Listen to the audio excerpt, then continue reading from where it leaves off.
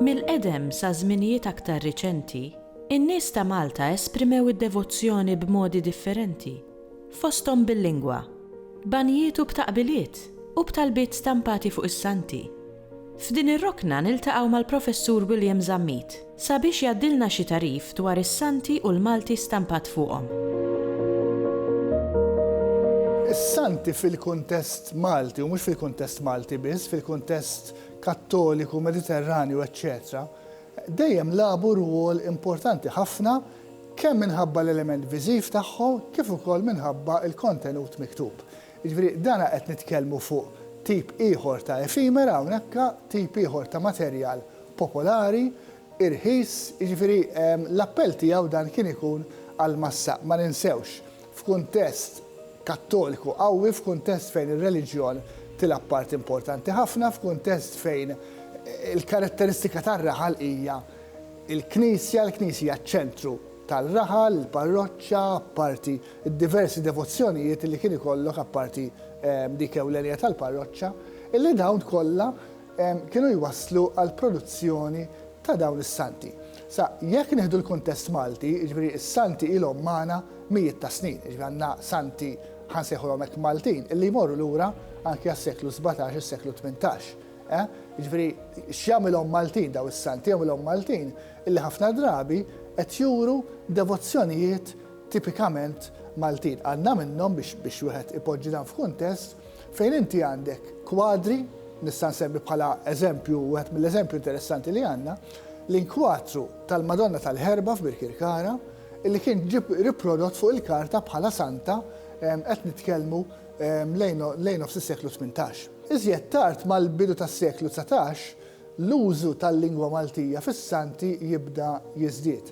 Inti tradizzjonalment kien ikollok is-santa quddiem għandek l-istampa, quddiem għandek l-element viżiv, u mbagħad fuq wara għandek l-iskrizzjoni tradizzjonalment qed ngħidu bil-Latin jew bit-Taljan.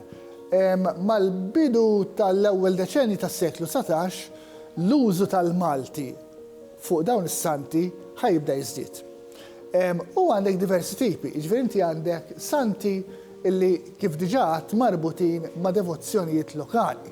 Santi, pereżempju, fost l-iktar popolari, San Pawl, il-Qaddis Patrun ta' Malta, għandek diversi minnhom daw, ħafna minnhom morru lura kif qed ngħid tal-bidu tas-seklu 19, u wara għandek it-talb li huwa bil-Malti. Għaddis oħra importanti tal-parroċċi, għandek San Lawrenz, għandek San Gejtan u iktar tard. Jiġifieri għandek diversi minn dawn li huma ħafna drabi fuq bażi parrokkjali.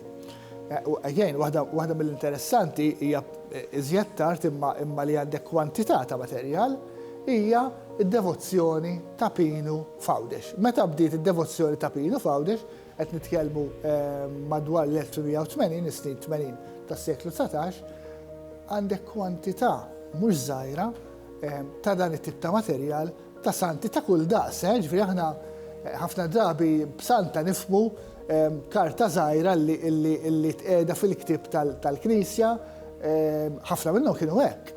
Imma mbagħad kellek oħrajn li kienu ta' ċertu daqs, ġifieri kellek oħrajn li kienu anki kbar biżżejjed li wieħed jista' jagħmilhom forma ta' nkwatru.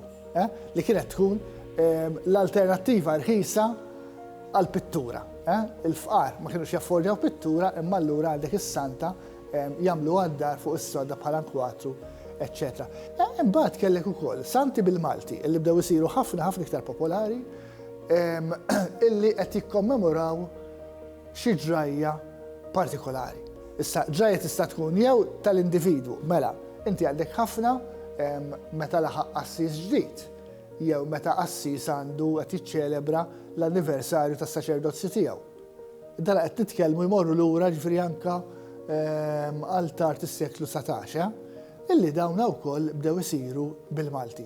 Ħafna drabi għandek Malti xi ftit jew wisq taljanizzat, fis-sens illi jew huwa traduzzjoni diretta bit-Taljan, jew inkella min qed jiktbu huwa imrawwem fil-kultura Taljana u allura ħafna drabi għandek element ta' Taljan f'dawn is-santi. Ġifieri ma' xorta, ġifieri ġara għandek jiena nenfasizza wieħed mis-sorsi importanti ta' kif l-ilsien Malti miktub kien beda jasal b'mod qawwi fidejn il-poplu.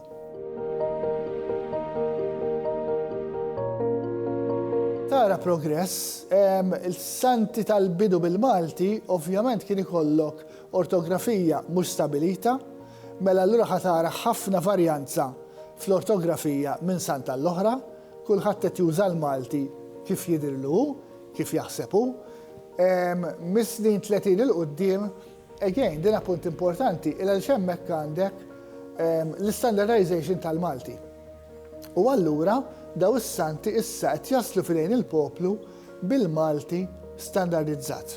Jiġifieri sal lejn tmiem għall-inqas lejn tmiem is-snin 30 kważi dejjem se tibda ssib l-użu tal-Malti kif nafuh illum più o meno tal-Malti standard fuq daw is-santi. U dik ukoll għenet biex il-poplu jiffamiljarizza ruħu mal-ortografija kif ġi standardizzata bil-Malti.